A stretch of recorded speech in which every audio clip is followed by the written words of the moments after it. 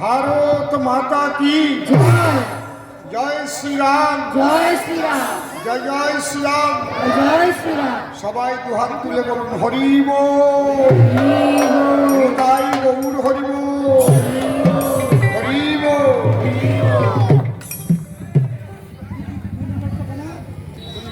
অন্ধকারে সান্ধ্যকালীন পথসভায় ভারতীয় জনতা পার্টি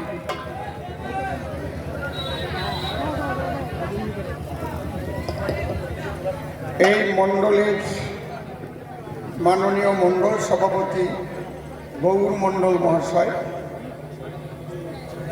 উপস্থিত রয়েছেন মণ্ডল সম্পাদক রাজু বিশ্বাস,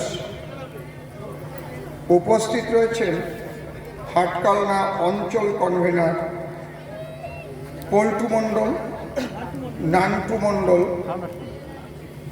সত্যরঞ্জন বারুই প্রাক্তন মণ্ডল সভাপতি, বুথ সভাপতি পিন্টু মণ্ডল, শক্তি কেন্দ্র প্রমুখ সমীর মণ্ডল, পঞ্চায়েত সদস্য শঙ্কর মণ্ডল, দীপক হাওলাদার, যতীন করাতি, বাবুরাম বৈরাগ সহ শ্যামল মণ্ডল, বাপন রাজবংশী, তৎসঙ্গে রয়েছেন প্রাক্তন জেলা মহিলা মোর্চার সভানেত্রী দীপালি দাস। এদের জন্য আপনারা সবাই জোরে জোরে একটা করতালি দিন, জোরে জোরে।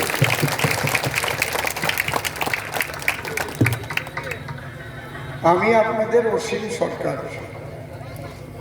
আজকে থেকে আমাকে আপনারা চেনেন না। এখানে এমন এমন মানুষ রয়েছে যাদের জন্ম তখন হয় নাই, তখন থেকে এলাকার মানুষ বয়োবৃদ্ধ যারা আমাকে চেনে। ঠিক বলছি তো নাকি? কারণ যাদের 40 বছর পর্যন্ত বয়স হয়েছে, 40 বছর বয়স এখন, তারা যেমন চেনে, তার আগেও যাদের 60 বছর 70 বছর 80 বছর বয়স হয়ে গেছে তারাও আমাকে চেনে। ঠিক বলছি তো নাকি?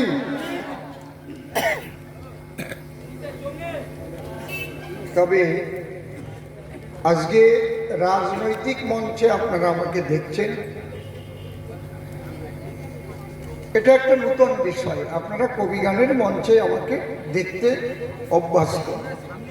অসীম সরকার আমাদের কবি, এই হিসেবেই আপনারা চেনেন। ওমা বাবা, আমি সবার পায়ে ধরে বলছি, সামনে জায়গা আছে, আপনারা মায়েরা একটু এসে বসে পড়ুন। মা একটু, মা তোমরা একটু এগিয়ে গিয়ে বসো, তোমার আসো না, অনেকে দাঁড়িয়ে আছে। ভারত মাতা কি, ভারত মাতা কি। আপনারা কোনোদিন হয়তো ভাবেননি, একটাও কথা হবে না, একটাও কথা হবে না। ওখানে কথা বলছে কারা? একদম নীরব। কে কথা বলছে ওখানে মাইকের কাছে? আপনারা হয়তো কোনোদিন ভাবেননি অসীম সরকার রাজনৈতিক মঞ্চে দাঁড়াবে। আমি প্রথম বলি, আমি একজন কবি। আমাকে কেন রাজনীতিতে আসতে হলো এটা আপনাদের জানা দরকার না?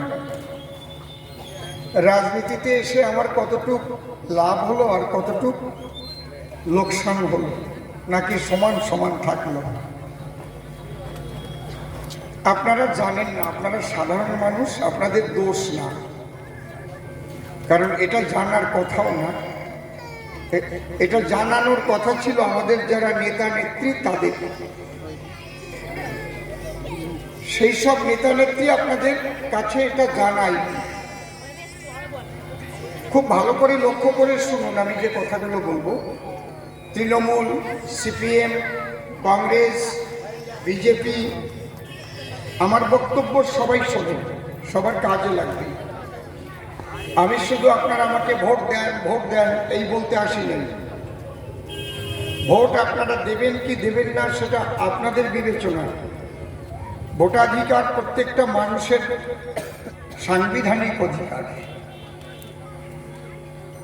রাষ্ট্রপতির ভোটের দামও যা, আমার পাড়ার ক্যাতরার মার ভোটের দামও তার।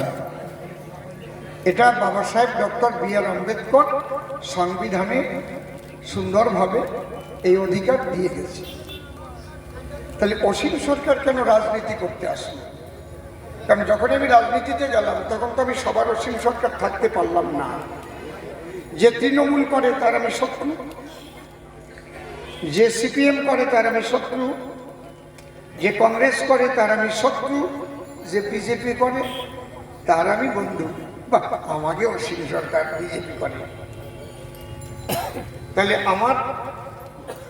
আমি ভাগ হয়ে গেলাম না মানুষের কাছে থেকে। আমি কে বুঝি না, আমি কি বলো গেলাম কেন? তাহলে এই লোকসানটা আমার প্রথম স্বীকার করতে হয়েছে। আগে সবাই আমার দিয়ে গান দিত, এখন তৃণমূল, সিপিএম, কংগ্রেস আমার দিয়ে গান দেয় না, করে না, আর পায় না। ঠিক তো? এবং তৃণমূল একেবারে উপরের থেকে সব থানায় থানায় ফোন করে বলে দিয়েছে অসীম সরকারের কবি গানের জন্য পারমিশন দেওয়া না হয়। বোঝা গেল? তাহলে আমি কেন গেলাম? এই শুল্ক নীতি দল কেন আমার এর কয় কাটিও খাজুতি আর কি কারণ আছে। আপনারা জানেন না যে কথাটা, এই ভারত ভাগ হলো কেন? ভাগ হয়েছিল হিন্দু মুসলমান এই দ্বিজাতি তত্ত্ব ভিত্তিতে। মুসলমানরা বলল আমরা হিন্দুদের সঙ্গে থাকবো না, আমরা একটা আলাদা দেশ চাই। কখন বলল? যখন ব্রিটিশকে তাড়াবার জন্য হিন্দু মুসলমান একসঙ্গেই কিন্তু তারা আন্দোলন করেছিল, যুদ্ধ করেছিল। ব্রিটিশ সরকার চলে যাবে, উপায় নেই আর। ওই সুযোগে দেখলো ব্রিটিশ যাবার সময় তাহলে আমরা একটা ফায়দা লুটে নেই, আমাদের আলাদা দেশ চাই, আমরা মুসলমান। এই জন্য 1946 সালে লড়কে লেঙ্গি পাকিস্তান, মানে লড়াই করে আমরা পাকিস্তান বানিয়ে নেব, এই বলে কলকাতায় সেই সময়ের সুরাউদ্দিন কুখ্যাত, বাবা কথা বলো না, তোমাদের জন্য আমি আসছি, তোমরা একটু শোনো, আমার জন্য কিন্তু আমি আসি নাই, তোমাদের জন্য আসছি। আমি রাজনীতি করে খাবো এই চিন্তা কিন্তু আমার না,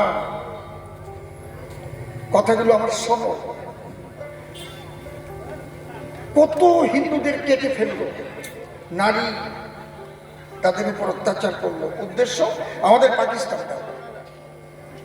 এইবার বসে বললো তাহলে পাকিস্তান হবে, কিন্তু কোন কোন ভাবে পাকিস্তান হবে? যে যে রাজ্যে মুসলমান বেশি আছে সেই সেই রাজ্যগুলো পাকিস্তানে দিয়ে দেওয়া হবে। মুসলমান সংখ্যাগরিষ্ঠ,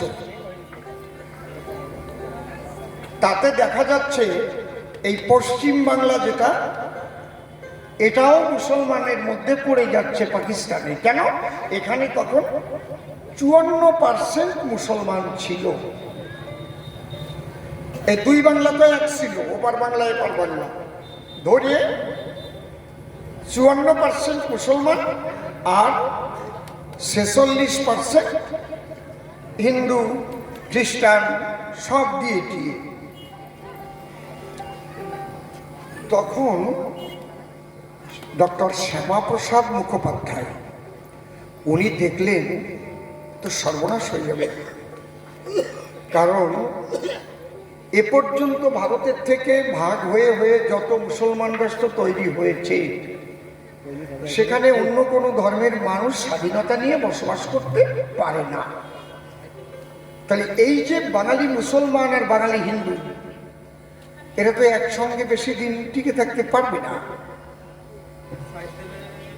তখন যদিও আমি নিন্দা করছি না, মহাপ্রাণ যোগেন্দ্রনাথ মণ্ডল তিনি, আমি ওনার কথাটা, ওনাকে আমি অশ্রদ্ধা করি না, শ্রদ্ধা করি। আমার মনে হয় ওনার একটু ভুল ছিল। ওটা ভুল না, উনি যেটা বিশ্বাস করেছিলেন মুসলমানরা ওনার সঙ্গে বিশ্বাসঘাতকতা করেছিল, বেঈমানি করেছিল। মুসলমানরা বলেছিল আমরা তো একই বাঙালি, আমরা একসাথে মিলেমিশে থাকবো, কোনো চিন্তা ভাবনা নাই। পরে তো ওনাকে খুন করার জন্য যখন একদম ওরা প্রস্তুত হয়ে গেল, উনি করাচি থেকে পালিয়ে তারপরে ভারতবর্ষে এসেছিলেন, সে আলাদা ঘটনা। তোমরা কথা বলো না মা, আমি বারবার বলছি, এই জন্য আমরা এগোতে পারি না। না জোরে করতালি দিন। যখন কেউ এখানে পতাকা ধরার বিজেপি ছিল না, সেই টাইমটা ডাক্তার শিবপ্রসাদ রায় মহাশয় ছিলেন, ছোট ছোট বই লিখতেন। কতদিন আগের কথা বলছি, ওই ছোটি বইগুলো আমি নিতাম, তাজা করে নিয়ে ছড়াতাম। আর তখন জোরে জোরে করতালি দিন আরেকটা। ডক্টর আমাদের মাননীয় তপন শিকদার মহাশয়ের একটা বক্তব্য ওই ক্যাসেটে, ফিতে ক্যাসেটে চালাতাম আমরা, মনে আছে? আপনাকে মনে আছে? সেই সময়ের বিজেপি। আমি আমার গলার মালাটা আমি দাদার গলায় তুলে দিচ্ছি।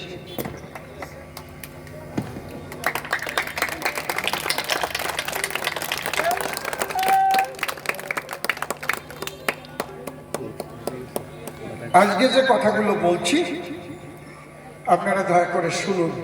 এটা কিন্তু আমার রাজনৈতিক কথা না, আর আমি রাজনীতি করে খাবো বলে কিন্তু আসি না, আপনাদের জন্য আসি। অনেকে আমাকে অনেক কথা বলে, অনেক বাজে বাজে কথা বলে। আজকে মোদিজির কাছে একটা চরম শিক্ষা পেলাম।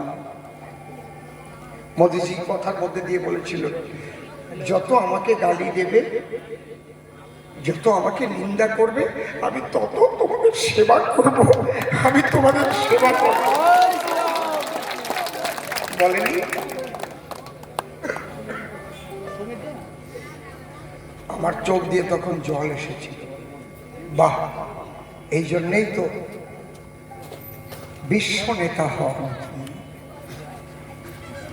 এই জন্যই তো ফটিক গোসাই গান লিখেছিলেন, নিন্দুকে রে বন্ধু বলে প্রণাম করো পায়। কি সুন্দর কথা। তোমরা আমাকে যত গালি দেবে। কয়েকদিন আগে মাননীয় মুখ্যমন্ত্রী বাজে বাজে ভাষা ব্যবহার করে গালি দিয়েছে, দেয়নি? ওইটারই জবাব ওইটা। খুব খারাপ খারাপ শব্দ ব্যবহার করেছে, যেগুলো আমরা সাধারণত একদম নিম্নমানের ঝগড়াঝাটির মধ্যে ব্যবহার করে থাকি, তাই তো? তো উনি তার জবাব দিয়ে দিয়েছে। এই যে ভারত যখন ভাগ হলো, তখন বাংলাটা কিন্তু চলে যাচ্ছে পাকিস্তান, পুরো পাকিস্তান হয়ে যাচ্ছে। তখন ডক্টর শ্যামাপ্রসাদ মুখোপাধ্যায় বললেন, ভারত যদি ভাগ হয় তাহলে বাংলাকেও ভাগ করতে হবে।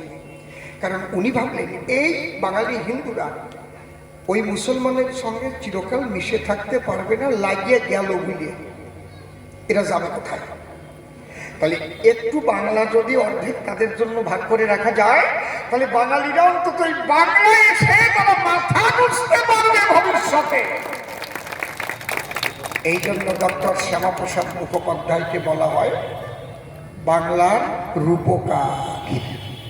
আমরা ডক্টর শ্যামাপ্রসাদ মুখোপাধ্যায়ের উদ্দেশ্যে জোরে জোরে একটা করতালি দেই, জোরে জোরে একটা করতালি। আমার কথা কি আপনাদের ভালো লাগছে? শুনুন, আপনাদের যদি ভালো লাগে, আমি অনেক সময় বসে আজকে কিছু কথা বলবো। আপনারা সব নিজেদের লোক তো, এই কথাগুলো একটু শুনলে আপনাদের কাজে লাগবে। আপনারা পরে আবার এটা ব্যবহার করতে পারবেন কোথাও। হ্যাঁ, এই জন্য আপনাদের জন্য আমি এই কথাগুলো বলবো। আর আমি প্রমাণ ছাড়া কিন্তু কথা বলি না। আমি যে কথা বলি জানবেন যে আমার প্রমাণ থাকে। আমি আন্দাজে কথা বলে বাহবা নিয়ে নিতে চাই না কোনোদিন, ওই ধরনের মানুষ আমি না।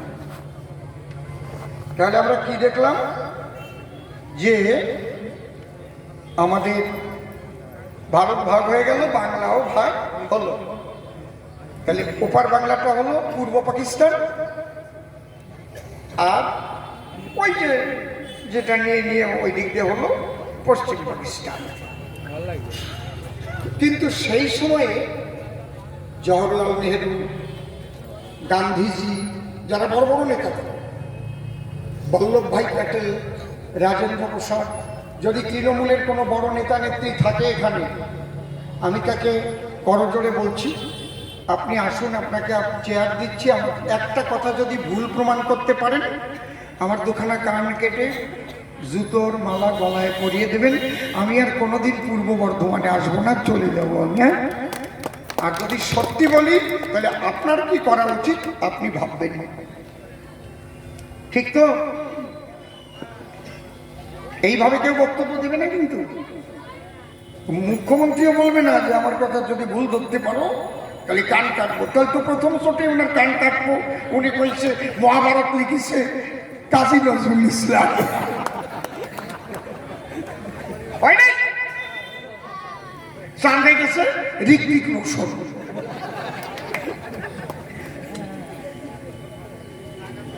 আমার মতোই কনফিডেন্স নিয়ে রাজনৈতিক বক্তব্য ওরা রাখতে পারবে না, কারণ আমি একটাও মিথ্যা কথা বলে রাজনীতি করি না, আর জনগণের 1 টাকাও মেরে খাই না। এই জন্য আমার বুকে এত ভয়, কারণ আমি শ্রী ঠাকুর ভবা পাগলার চেলা। ভবা পাগলা আমাকে এটাই শিক্ষা দিয়ে গেছে। তখন এই বড় বড় নেতারা বললো, কে কে? জওহরলাল নেহরু, গান্ধীজি, বল্লভভাই প্যাটেল, রাজেন্দ্র প্রসাদ, যে আমরা একসঙ্গে লড়াই করে ভারতকে ব্রিটিশ থেকে মুক্ত করলাম। আমাদের হিন্দু ভাইয়েরা, শিখ ভাইয়েরা পশ্চিম পাকিস্তানে আর পূর্ব পাকিস্তানে থেকে গেল।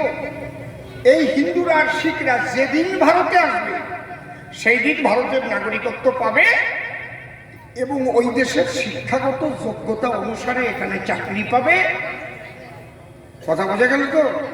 এবং ওই দেশের যে জমি জমা, ওই দলিলপত্র নিয়ে আসলে তার বিনিময়ে তার টাকা পাবে এবং পুনর্বাসন পাবে। কংগ্রেস যে কি করেছে রে বাবা, যদি আপনারা একটু ইতিহাস দেখেন না, কারণ আমি তো 18টা রাজ্যে ঘুরেছি এই উদ্বাস্তু আন্দোলন করতে গিয়ে, শুধু কেঁদেছি। এমন এমন জায়গায় পুনর্বাসন দিয়েছি, আমাকে 100 জনের মধ্যে 75 জন মানুষ না খেয়ে মারা গেছে সেই জঙ্গলের ভিতরে। 15 মাইল 20 মাইল দূরে গিয়ে একটু মাটি কেটে 1 কেজি গম আনতে হয়েছে। ঠিক বলছি তো? এখন তারা ভালো আছে খেটে খুটে, কিন্তু সেই দিনগুলো তাদের গেছে। আমি দেখেছি 18টা রাজ্যে নিখিল ভারত বাঙালি উদ্বাস্তু সমন্বয় সমিতির সঙ্গে আমি এই উদ্বাস্তু আন্দোলন করেছি। কথা বলুন না, তা আমি ঠান্ডা জল খাই না, ন্যাচারাল জল। তোমরাও খাবে না, কখনো একদম ঠান্ডা জিনিস খাবে না। পাকস্থলীটা কি, এখানে জাল হয় না, ওইরকম ঠান্ডা ভরিয়ে দিনই আগুন নিভিয়ে যায়। কয়েক দিনের মধ্যে দেখবা গেল তোমার পাকস্থলী, লিভার শেষ।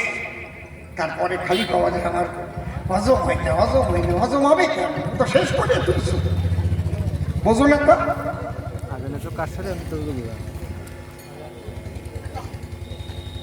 এই মানুষগুলো এসেছে এখানে, যারা বসবাস করে তার অধিকাংশ ওপার বাংলা থেকে আসা মানুষ। তো তার বাবা অথবা তার ঠাকুর দাদা এসেছিল, পরে এরা আবার জন্ম নিয়েছে। ঠিক তো নাকি? আর জোরে বলো কথা। আমি তোমাদের অসীম, আমি তোমাকে অসীম আপন মানুষ, সেই জ্ঞানে কথা কই।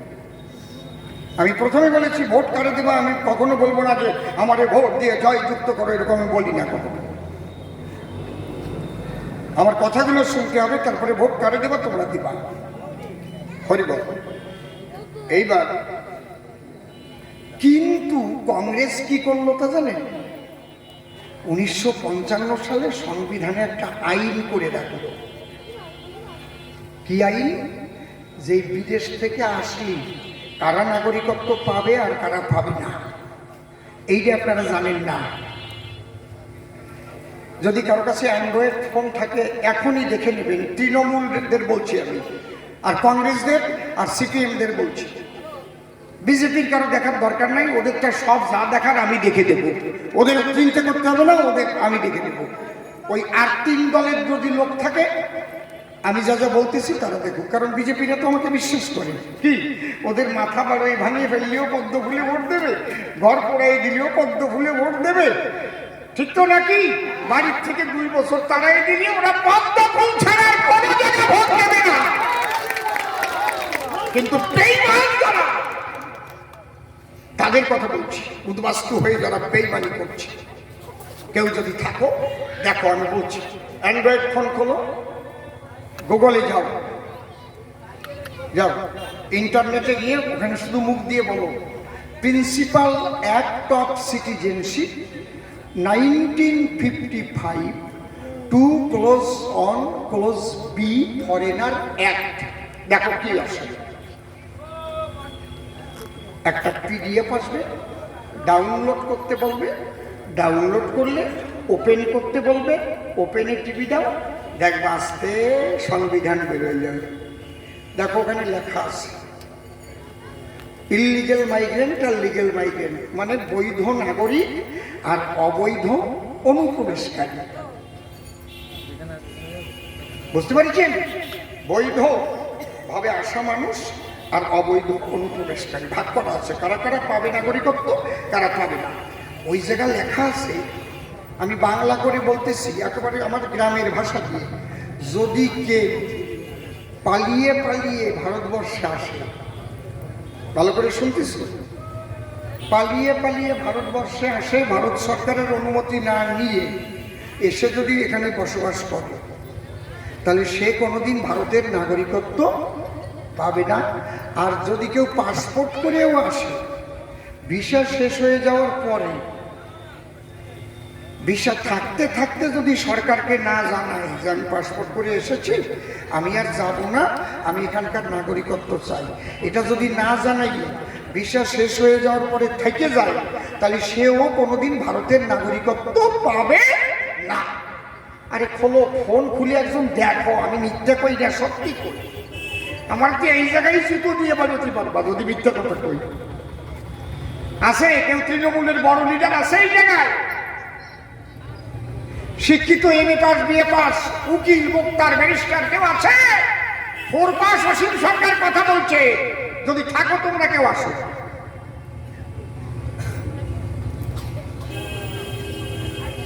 কি মারাত্মক কথা!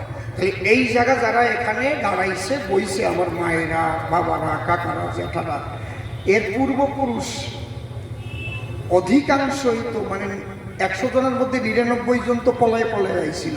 ঠিক বললাম না বেঠিক বললাম? জোরে বলো। দালাল ধরে আইছে, ঠিক তো? কেন আইছে? অত্যাচারে অত্যাচারিত হয়ে, অথবা কোন জায়গায় রাইট লাগিয়ে গেছে, আর থাকা যাবে না, চল আমরা হিন্দুস্তানে চলে যাই। এটা পাকিস্তান, এই জায়গায় থাকতে পারবো না, হিন্দুস্তানে আমাকে দেশ, হিন্দুস্তানে চল যাই নাকি? জামু কেমন কইরা, আর ওই 500 দালাল ধইরা চল, ঠিক তো নাকি?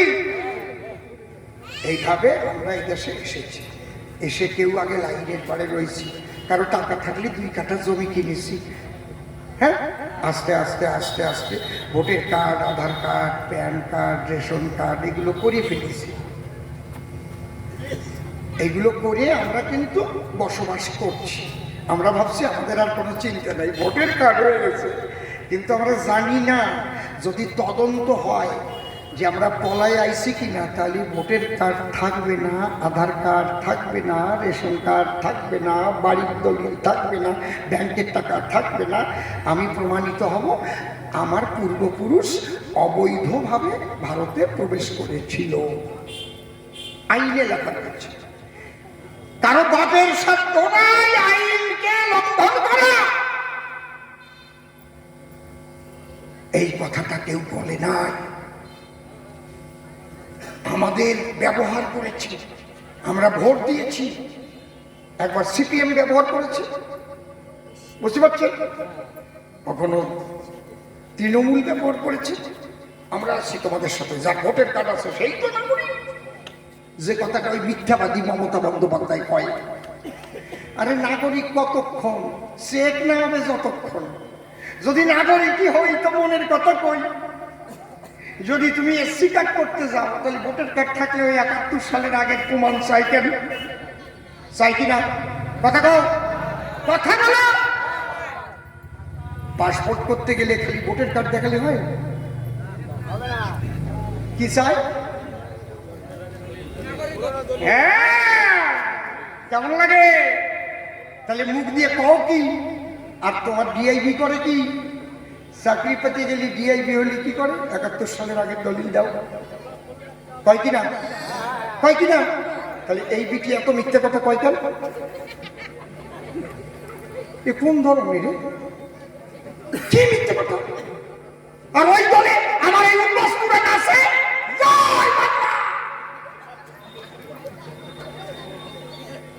এখনো এই মিথ্যাবাদী মহিলা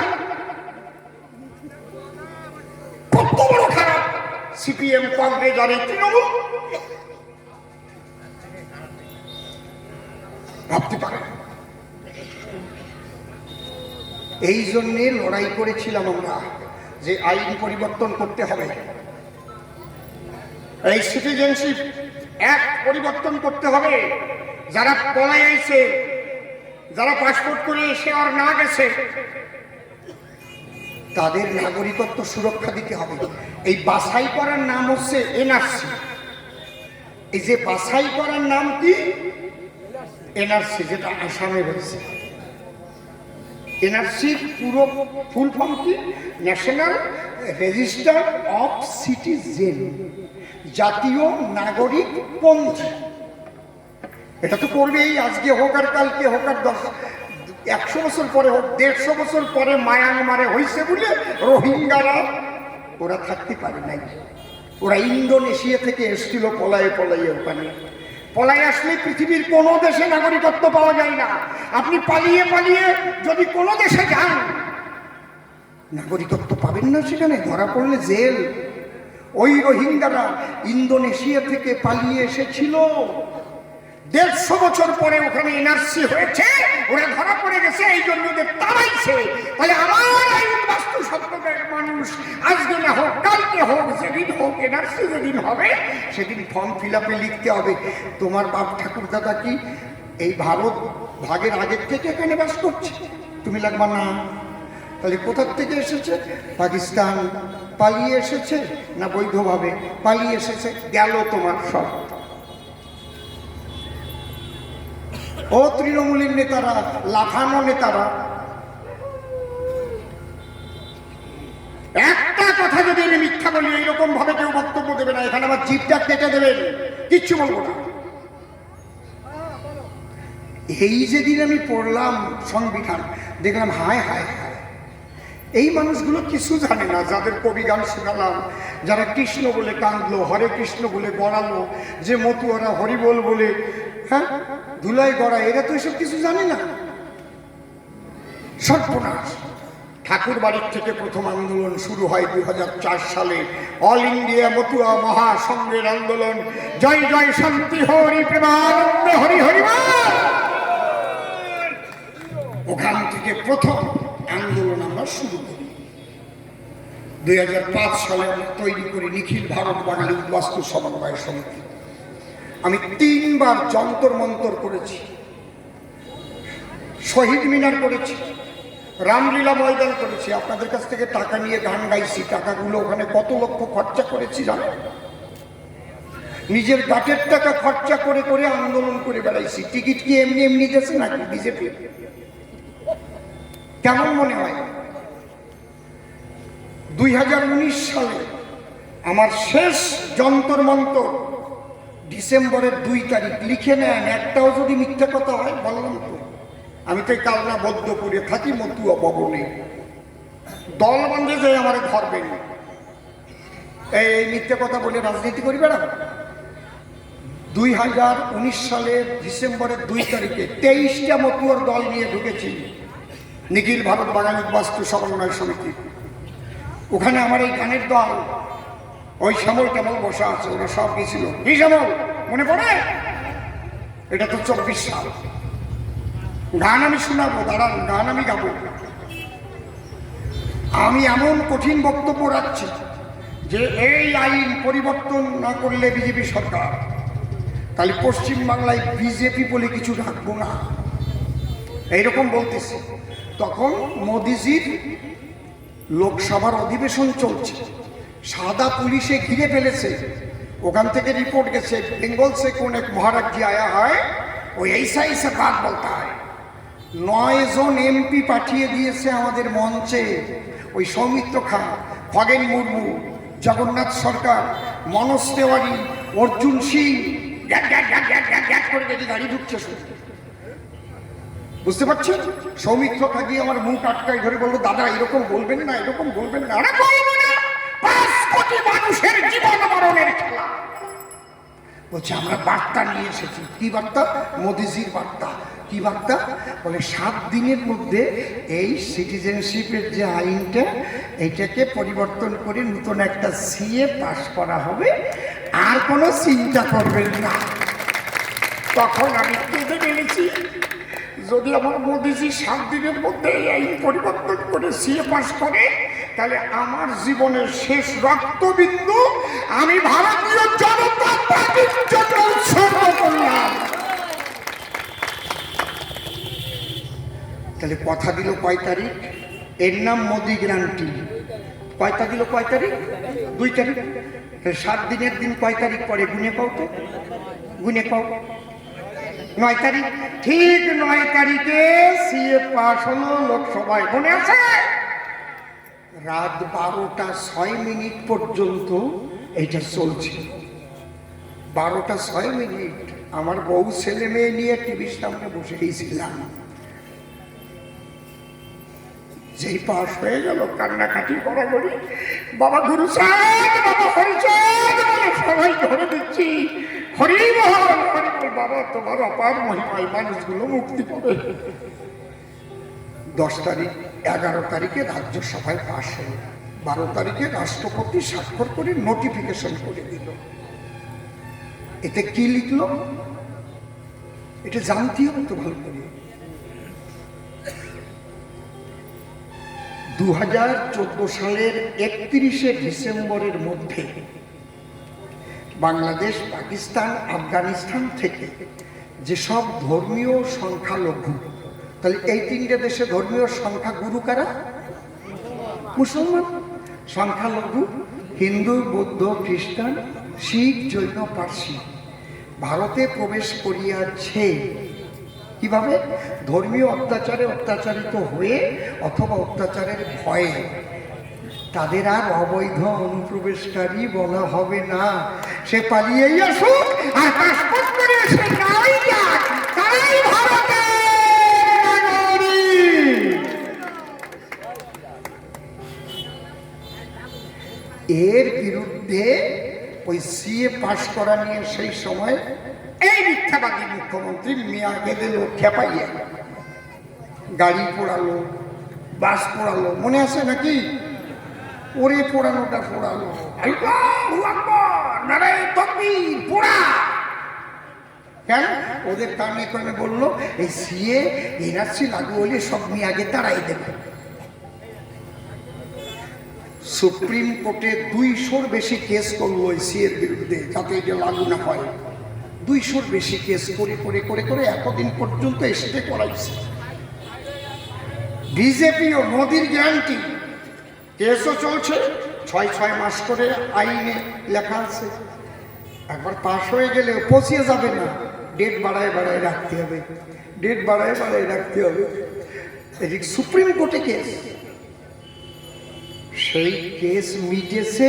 সুপ্রিম কোর্ট বলেছে এইবার লাগু করে দেয়, এইবার সিএ লাগু হয়ে গেছে। আর তোমাদের কেউ বলতে পারবে না তুমি অবৈধ অনুপ্রবেশকারী, কারো বলার সাহস নাই। তুমি পালাইয়েই আসো আর পাসপোর্ট করে এসে থেকেই যাও। 2014 সালের 31শে ডিসেম্বর পর্যন্ত কিন্তু তারপর ডেট করেছে। এইবার কথা আছে 14 সালের পরেও অনেক মানুষ এসেছে। একটা আইন কই পর্যন্ত হয়ে গেছে, এইবারের পরের গুলোরেও যদি আবার আমাদের ঢুকাতে হয়, তাহলে আমাদের মতো দুই একজনকে পাঠাবা না ওই জায়গা, নাকি এই জায়গা বসিয়ে বললি হয়ে যাবে? কি তাহলে আমার জন্য যাচ্ছি না তোমাদের জন্য যাচ্ছি? এরপরেও যারা আসছে আমার কথা আছে, আমি মোদিজির কাছে চিঠি লিখেছি, আমি অমিত শাহজির কাছে চিঠি লিখেছি, কপি দেখিয়ে দেবো কবে কবে লিখেছি, যে এ পর্যন্ত 24 সাল পর্যন্ত যারা আসছে তাদেরও ছাড় দিতে হবে। এই নিয়ে মিটিংও হয়ে গেছে। আমি তো স্বপ্নেও ভাবি নাই আমার এমপি টিকিট দেবে, আর এমন জায়গায় গেছে যে জায়গার মধ্যে কালনা ধাম, যে জায়গার মধ্যে কাটোয়া, পূর্ব বর্ধমানটা আমার কি আজকের থেকে চেনা? কি বাবা ঠিক কি না? সেই সুনীল করাতি মশাই আছে কি মাইছে, গোসাই বাড়ি বড় গোসাই সব চলে গেছে। একটা টাইম যে সময় আমি 20 টাকা করে এক পালা গান গাতাম, 20 টাকা। এই নিভুজি বাগনাপাড়া, ওই বাগনাপাড়ার ভিতরে ওই যে পুকুরের মধ্যে ইলিশ মাছ উঠেছিল, গোপেশ্বর মন্দির, পুরানো মন্দির আছে না? আমার কি চেনা জায়গা নাকি এই জায়গা? আমি যে কি খুশি হয়েছি, যাক তাহলে এমন একটা জায়গায় সেবা করার জন্য আমার মোদিজি পাঠাচ্ছে, আমি খুশি হয়েছি। এখন আপনারা যদি আমাকে সেই সেবা করার অধিকার দেন, কোনো দিক তাকাবেন না। তবে এতদিন তৃণমূলেও যারা ভোট দিয়েছেন, কেউ সিপিএম রে ভোট দিয়েছেন, এবার যদি মনে মনে ভাবেন আমাকে অসীম আসছে, কোনো কথা শুনবো না বাবা, সরে যাও, তবে ওই রকম ভাবে বলবা না। তৃণমূলের মিটিংয়ে ডাকলেও যাবা, মিছিলে ডাকলেও যাবা, তাই গেলে ওরা আবার কেলাবে, ওরা জমবে খারাপ। ঠিক কথা কইছি না? যাই নাচি নাচে ওরা ভাববে আমাকে দলেই আছে। ওই যেই ভোট দিতে যাবো, আর প্রথম বোতামটাই দেখবা পদ্মপুর, করে টিপে দিয়ে চলে আসবা। বুঝতে পারছো কি বলছি? ওরা যদি টাকাও দিতে আসে নিয়ে নিবা, ঠিক আছে, দেও দেও দেও, ওরা কিন্তু টাকা দেবে নেই, মাইন্ডে চোখ শুয়ে করছি দেবে, টাকা দেবে। ভোটের আগের দিন এসে টাকা দেবে, নিয়ে নেবা, যা যা দেয় সব নিয়ে নেবা। কিন্তু তোমাকে লক্ষ্য থাকবে 24 সাল পর্যন্ত যারা আসছে তাদের কথা বলার জন্য অসীম সরকারকে আমরা পাঠাবো। আমি যদি একবার যেতে পারি, দুটো কাজ আগে করব। প্রথম, এই কালনার ব্রিজ, কালনা ঘাটের যে ব্রিজ নদীর সঙ্গে সরাসরি যোগাযোগের, এই ব্রিজ আগে করব করব করব। আর কাটোয়ার ব্রিজ, এই ব্রিজ একবার যদি হয়ে যায়, আমার বাড়ি যেতে লাগবে আধা ঘন্টা, পুরো করে বাড়ি ঢুকে বলতে। এতদিন হয় নাই কেন? এটা কত আগে হওয়া উচিত ছিল। 500 কোটি টাকা খালি মাটি পরীক্ষা করতে খাইয়ে ফেলেছে। আমি আমার মোদিজির 5 জনায় গর্ব তো ধর্ম, আমি হচ্ছে না, আমরা মাটির মানুষ, মাটি কি গড়ানো মানুষ। মোদিজি বলতে ছোট দিজিয়ে, নেই ছোড়ে দাও, নেই ছোড়ে দাও, কাল নামে ব্রিজ চাইয়ে, কাল নামে ব্রিজ চাইয়ে, নেই ছোড়ে দাও, ধর্ম তো ধর্ম, কপালে যাওয়া হবে। কি কথা আমি দিয়ে যাচ্ছি। আর আমি আপনাদের আশীর্বাদে দিল্লির দরবারে যেতে পারলে এইরকমই থাকবো। আর এই 5 বছর আমি কালনা ছাড়বো না, পূর্ব বর্ধমানেই থাকবো এবং কালনাতেই থাকবো। আপনারা চিন্তা করবেন না যে আমি চলে যাই নাকি, এইসব ভাববেন না, কারো কোনো কথা শুনবেন না। যে যা প্রচার করতে আসুক, যা বলে, আপনি আপনার কাজ করবেন, শুনবেন, ঠিক আছে, ঠিক আছে, কোনো স্লিপ দিতে আসে, জ্ঞান জ্ঞান জ্ঞান, ঠিক আছে, বলছি, ঠিক আছে, ঠিক আছে, মানে ওরা ভাববে যেন এই লোক আপনি একদম। প্রয়োজনে আপনি দেওয়ালও লেখার দরকার নাই, পতাকা টানানোর দরকার নাই। একটা গান আছে না, যদি কাগজে লিখো না কাগজ ছিঁড়ে যাবে, পাথরে লিখো নাম পাথর ক্ষয়ে যাবে, হৃদয়ে লিখো নাম সে নাম রয়ে যাবে। অনেকে বলে আমাকে দেওয়াল লেখা হয় নাই, আমাকে পতাকা দেয় নাই, ঘোড়ার ডিম হবে তোমার ওই দিয়ে যদি পারো হৃদয়ের মধ্যে পদ্ম ফুল আইতে না, আমার মোদিজির আইতে না, তাহলে বুঝবো তুমি খাটিয়ে দেবে। যে আমার দেওয়াল লিখতে পারলাম না, আমাদের পতাকা কম হয়ে গেছে। ওরা জম্বের টানান টানা, যারা চোর তাকে বিজ্ঞাপন বেশি লাগে, চোরেদের বিজ্ঞাপন বেশি লাগে, সৎ মানুষের বিজ্ঞাপন লাগে নাকি? কথা কও, তোমরা কথা কও। ওরা আমারে কয় 4 পাস, শালা তোরা 4 পাস, খাই 4 পাস, তোরা তো 4 পাস। 4 পাস ভালো না 4 পাস ভালো?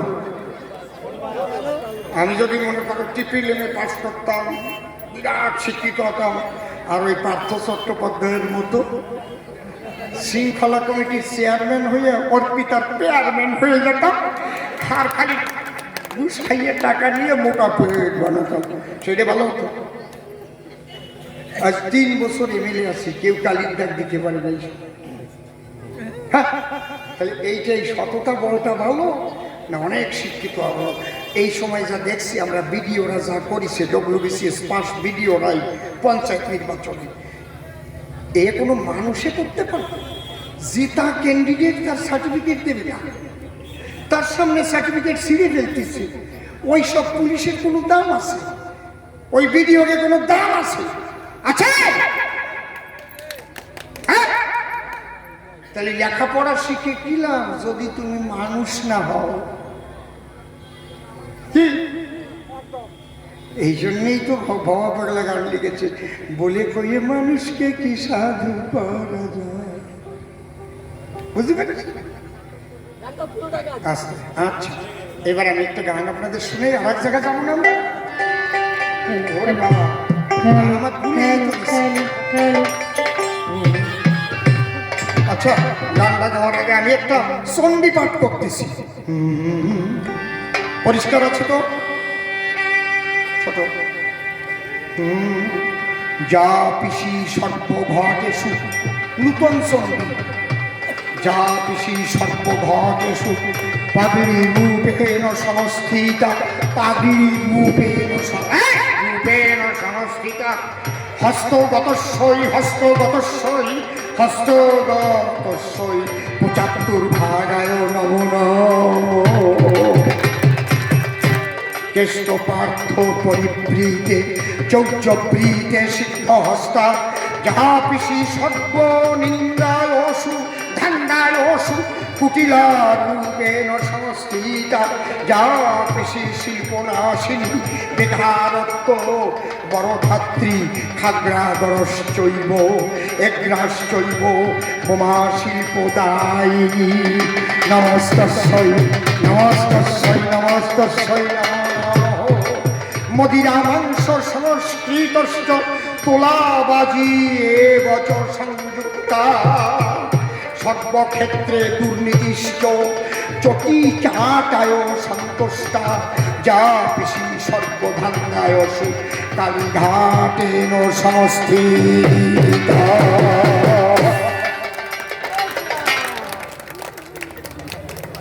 ভালো চণ্ডী হয়েছে না? হরিবল। আমার এক মা খুব ভালো দীপালি বক্তব্য রেখেছে।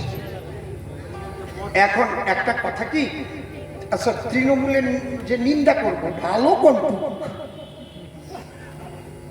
ভালো কোনটুক, কারণ যদি একটু ভালো থাকে তাহলে বলা যায় এইরকম ভালো মানুষটা আর এই একটা খারাপ কাজ করলো, যা সব টুক পচা, এর নিন্দা করবো কোন জায়গায়? কোন জায়গায় ভালো আছে সেইটা আমার একটু কম। ওরা এখন খালি আপনার বাড়ি যাবে আর কবে লক্ষ্মীর ভাণ্ডার। লক্ষ্মীর ভাণ্ডার বন্ধ করে দেবো, কিন্তু আমাকে ভোট না দিলি কন্যাশ্রী বন্ধ হয়ে যাবে। কন্যাশ্রী লক্ষ্মীর ভাণ্ডার কি তোমার বাপের টাকায় দাও নাকি জনগণের ট্যাক্সের টাকায়? তুমি এদিক লক্ষ্মীর ভাণ্ডার দিচ্ছ আর এদিক কারেন্টের বিল বাড়াই দিচ্ছে। শুনে নেন, বিজেপি সরকার বাংলায় যেদিন ক্ষমতায় আসবে, প্রথম অধিবেশনে আমার মোদিজি বলেছেন এই লক্ষ্মীর ভাণ্ডার নাম থাকবে না, কারণ এই ভাণ্ডারে কলঙ্ক আছে। যদি বলে কিসের কলঙ্ক? লক্ষ্মীকে এসসি আর জেনারেল লক্ষ্মী ভাগ করে ফেলেছে, করে না? কথা কই না কেন? তাহলে আমরা যারা নমশূদ্র আমাদের লক্ষ্মী কি এসসি লক্ষ্মী নাকি? আর ব্রাহ্মণ যারা তাকে কি উচ্চ বর্ণের লক্ষ্মী নাকি নাকি? তো তুমি এ করলে কেন? লক্ষ্মী কখনো দুই রকম হয় নাকি নাকি? এ কোনোদিন ভাবেন নাই না? আরে কপাল, এসসি লক্ষ্মী আর হায়ার কাস্ট লক্ষ্মী। আমার মোদিজি বলছে ওই লক্ষ্মীর ভাণ্ডার নাম আমরা রাখবো না, অতি কলঙ্ক হয়েছে। আমরা নাম দেব অন্নপূর্ণা যোজনা। আর হিন্দু, মুসলমান, ব্রাহ্মণ, ক্ষত্রিয়, বৈশ্য, শূদ্র সব মায়েদের ব্যাংকে ৩,০০০ করে টাকা দেব, তার নাম হবে অন্নপূর্ণা যোজনা। আর এই যে বিদ্যুৎ বিল বাড়িয়েছে, তো আজকে আমার কাছে মেসেজ এসছে, এই আজকের আগে কিন্তু বলিনি আমি এ কথা না, যারা গরিব মানুষ তাদের আর বিদ্যুৎ বিলই দেওয়া লাগবে না, জিরো হয়ে যাবে বিদ্যুৎ বিল। এটা আজকে আমার কাছে মেসেজ আসছে, বিদ্যুৎ বিল মকুব হয়ে যাবে। বুঝতে পারছেন কি বলছি? অর্থাৎ ইনকাম ট্যাক্স যাদের নাই তারাই গরিব। আপনার ইনকাম ট্যাক্স ফাইল না থাকলেই গরিবের মধ্যে আপনি পড়ে গেলেন। আমার যেমন ইনকাম ট্যাক্স আছে, আমি আর গরিব নাই, তাহলে সরকারের ট্যাক্স দিই কেন? তাহলে আয় করি বলেই তো দেই। তাহলে এই মানুষগুলোরা বিদ্যুৎ বিল দেওয়া লাগবে না। এটা নতুন মেসেজ আজকে পেয়েছি, সেটা আজকে জানিয়ে দিলাম। তাহলে দেখেন, ওদের শিক্ষামন্ত্রী জেলে, শিক্ষা দপ্তর জেলে, ওদের খাদ্যমন্ত্রী জেলে, মানিক ভট্টাচার্য জেলে, মেসোকেষ্ট জেলে। এই তো মানে ওদের ওদের কথা বলতে গেলে না, যত বলবো তত কম হবে। আরো এত দুর্নীতি ওরা করেছে, এই জন্য ওদের তো আর থাকার কোনো অধিকারই নেই। ওদের এখনই ছেড়ে দেওয়া কেঁদেবাছি বলে নিজেরাই ছেড়ে দেওয়া হচ্ছে। বাজা বাজা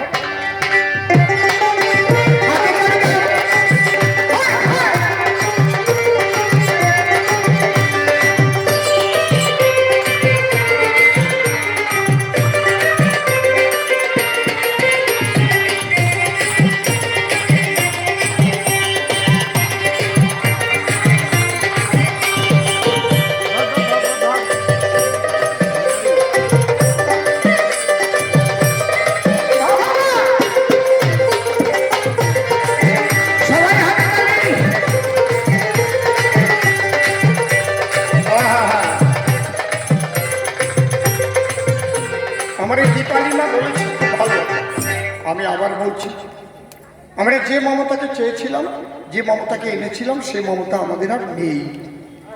নির্মমতার চাইতে চরম হয়ে গেছে।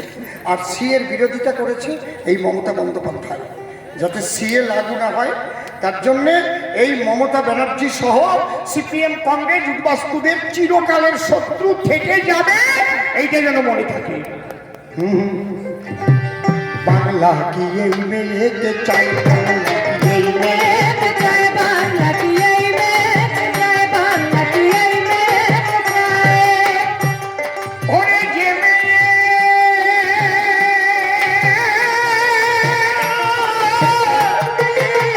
যে মেয়ে ক্ষমতা পেলে, ভাই রে যে মেয়ে ক্ষমতা পেলে নারীর সম্মান কুলায় লুটায়। এই মেয়েকে চাই, বাংলা কি এই মেয়েকে চাই, বাংলা কি এই মেয়েকে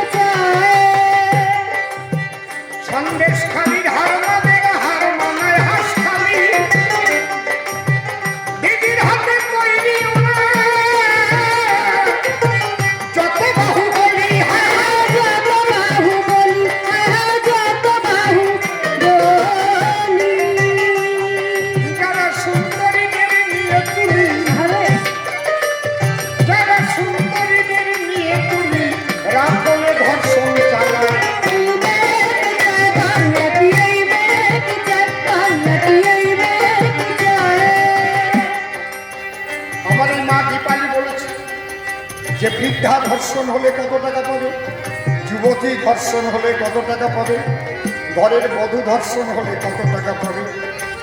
ধর্ষিতার মূল্যায়ন টাকা দিয়ে করে মুখ্যমন্ত্রী। যে মুখ্যমন্ত্রী নারী ইজ্জত করে টাকায় মূল্যায়ন, যে মুখ্যমন্ত্রী নারী ইজ্জত করে টাকায় মূল্যায়ন, ধর্ষকের কি বিচার করবে তাহার শাসন।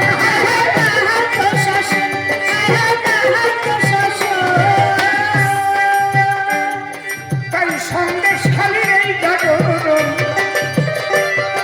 তাই সন্দেশখালীর এই জাগরণ সারা বাংলাকে আজ পথ দেখায়।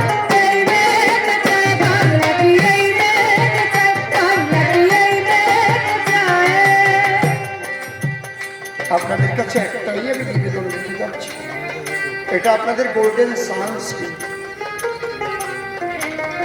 এই সুযোগে আপনাদের এখানে একটাও কিন্তু এখনো বিজেপির এমএলএও নাই, এমপিও নাই। আছে একটা লোকসভায় 7টা এমএলএ, তার মধ্যে একটাও থাকবে নাই। একটা এমপি থাকলে যে কত উপকার হয় সে আমি বুঝতে পারছি।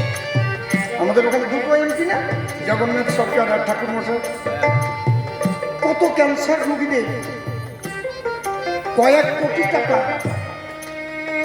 ফ্রি করে দেওয়া হয়েছে।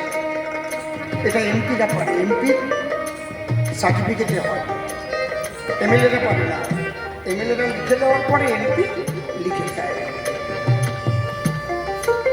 আমি ওখানে 46,000 রুগী এমসে লিখিয়েছি। সমস্ত রেজিস্টার্ড আছে খাতায়, তাদের আধার কার্ড নাম্বার, তাদের ফোন নাম্বার। হরিণঘাটের মানুষ তো কান্নাকাটি করছে, কারণ এই 3 বছর সেখানে আছি। কেউ তো বলতে পারবে না আমি কারো কাছে একটা পান পর্যন্ত খেয়েছি। এমসে 14 জনকে ঢুকিয়েছি, চাকরি দিয়েছি, কারো কাছে একটা পানও খাইনি। আমি আপনাদের কাছে এইটুকু কথা দিতে পারি, আপনাদের সেই অসীম, যে অসীমের কবিগান শুনতেন, যে অসীম নাম কীর্তন গাইত, রামায়ণ গাইত, সেই অসীম কিন্তু আমাকে কত বাজে বাজে কথা বলছে, অনেক বাজে বাজে কথা বলছে।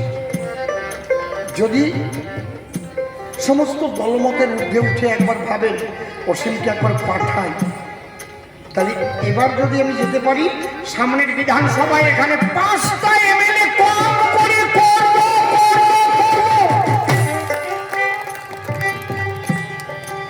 আপনাদের বিরাট শক্তি হয়ে যাবে। হয়তো আমার জীবনে তো আর আমি ভোটে দাঁড়াবো না, কারণ বয়সও হয়ে যাবে, তো বয়স তো একেবারে কম হয় না। যুবকদের আমার সামনে এগিয়ে দিতে পারি, কিন্তু কাল না আমি ছাড়বো না। তাই কথা দিয়ে গেলাম আমি করি নিবেদন, পদ্ম ফুল ফুটাবে যত ভক্তগণ, হয় যত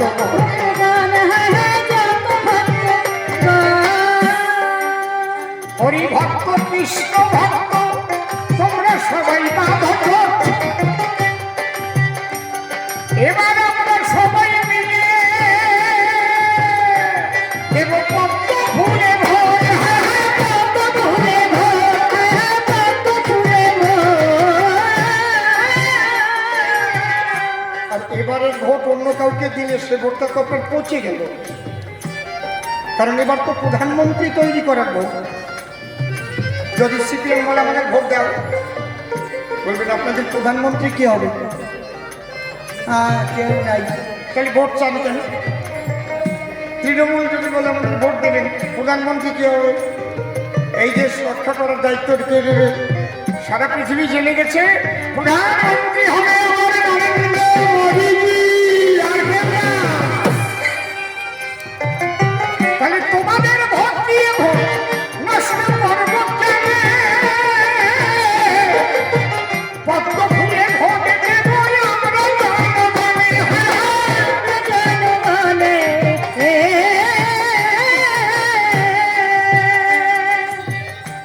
মধুবনে যেতে হবে আসছে ফোন, ধর্মডাঙ্গায় থেকে গেলাম আমি অনেকক্ষণ। এই পর্যন্ত করি শান্ত রাধাকান্ত শরীর, একবার বদন ভরে